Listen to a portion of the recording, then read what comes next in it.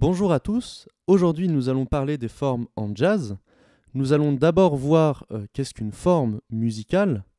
Ensuite nous allons voir quels sont les mots, les notions dont nous avons besoin pour pouvoir décrire un morceau jazz. Et enfin, je vous présenterai une forme qui fait partie des formes les plus utilisées en jazz à l'aide d'un exemple précis. Donc tout d'abord, qu'est-ce qu'une forme musicale ? Eh bien, une forme musicale, ça va être la structure d'un morceau, l'agencement des parties qui le composent. Donc ça va être en fait où sont situés les moments de contraste entre deux parties, comment ces contrastes sont faits, à quel moment une mélodie revient, etc. C'est comment vraiment est construit un morceau et qu'est-ce qui fait qu'il y a une logique, une progression dans celui-ci. Alors le vocabulaire dont nous avons besoin pour décrire une forme en jazz. Tout d'abord, nous avons le thème, ou chorus en anglais, chorus qui veut dire refrain. Ça va être la mélodie principale du morceau, qu'on va entendre la plupart du temps plusieurs fois. Ensuite, nous avons l'improvisation. L'improvisation, ça va être un passage qui n'est pas écrit, qui n'est pas préparé, que le musicien va inventer sur le moment. Nous avons le chase, qui est l'alternance régulière entre deux instruments. La plupart du temps, ce sera fait sur fond d'improvisation. Donc ça peut être soit un thème qui alterne avec des passages d'improvisation à un autre instrument, soit ça peut être deux instrumentistes qui s'échangent des phrases totalement improvisées entre eux. Enfin, nous avons l'introduction et la coda, qui sont propres à tous les styles musicaux, qui vont permettre d'ouvrir et de fermer un morceau. Ils ne sont pas forcément présents. Des fois, on peut rentrer directement par un thème et finir directement par la fin d'un thème. Mais quelquefois, le compositeur, l'arrangeur va ressentir le besoin d'amener le morceau ou de le conclure de manière différente. Donc c'est pour ça qu'on a ces termes qui nous permettent de montrer comment on ouvre ou on ferme un morceau. Alors, voici un exemple avec ce qu'on appelle un tableau formel. Donc, ce tableau formel, il nous montre du coup cette structure. Donc là, on voit qu'on a clairement trois grandes parties qui vont être de plus en plus petites. On a d'abord une partie chorus. En fait, on va avoir le refrain qui va être exposé. On a une partie improvisation, ici. Un moment, du coup, qui va correspondre à ce qu'on appelle en musique classique au développement. Et enfin, le retour du chorus, ce qui correspond en musique classique à la réexposition. Donc on a une sorte de grande forme ABA, on a notre thème, une partie improvisée et le retour de notre thème. Alors à l'intérieur, il va y avoir ce qu'on appelle une microforme, si on veut, c'est-à-dire qu'on va pouvoir rediviser ces grandes parties en plus petites parties. Donc on a d'abord une introduction, ensuite on a comme énormément de thèmes jazz, un thème structuré de manière ABA, donc un premier thème A qui est repris, un autre thème B contrastant, puis le retour au thème A. Ensuite, on va passer à la partie improvisation. Alors que j'ai divisé en deux grandes parties, vous voyez une partie BA, une partie improvisation. Pourquoi ? Parce qu'en fait, on va encore avoir des bribes de thèmes qui sont utilisés. Donc notamment un chase qui va être fait entre le piano et la contrebasse. Le piano va jouer des bouts de thème et la contrebasse va lui répondre en improvisant. Ensuite, une partie A avec le thème au piano sur fond d'une contrebasse qui va beaucoup bouger, qui va faire une sorte d'improvisation. Et enfin, une vraie partie improvisée où cette fois-ci, on va avoir d'abord une improvisation à la contrebasse et ensuite, de nouveau un chase, mais cette fois-ci sans apparition du thème, entre le piano et la contrebasse. Au terme de cette partie improvisation, on arrive sur le retour du refrain avec de nouveau ce thème A qu'on avait entendu. On ne va pas reprendre le thème B. Très souvent, en fait, quand on va reprendre un thème à la fin d'un morceau, on va l'écourter. Étant donné qu'on l'a déjà entendu, c'est pour ne pas ennuyer l'auditeur. Et on va passer directement du coup à une coda pour conclure.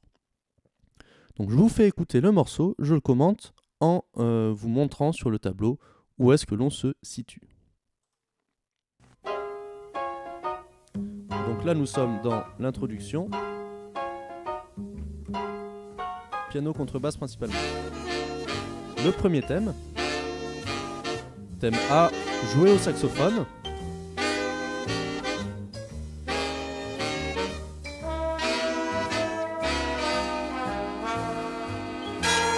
Une redite du thème A Une redite, ça veut dire qu'on rejoue la même chose.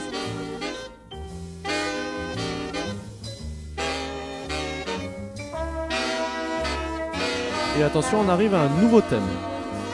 Au saxophone.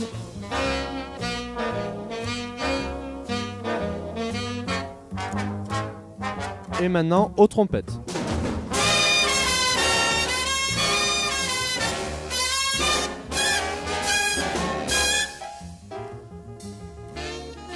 On revient au thème A avec les saxophones.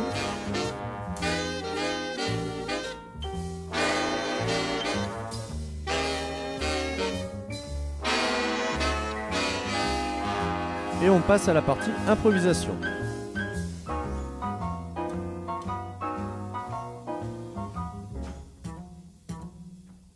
Donc vous entendez le piano reprend le thème B et la contrebasse répond par des petites improvisations.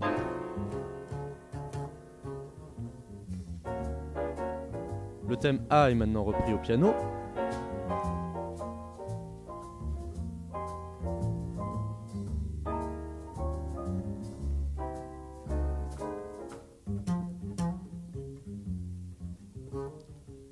Là, une improvisation de contrebasse.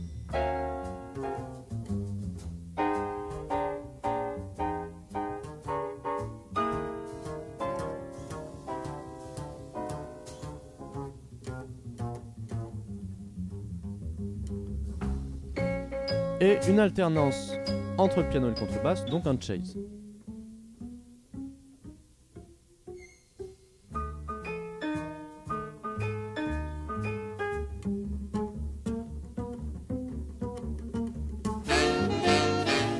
Et on revient à notre thème principal, joué au saxophone.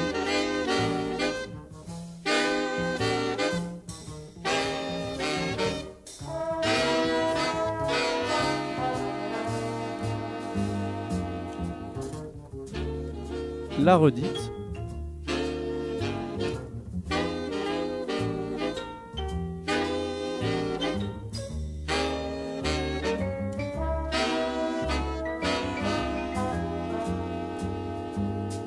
Et enfin, une petite coda.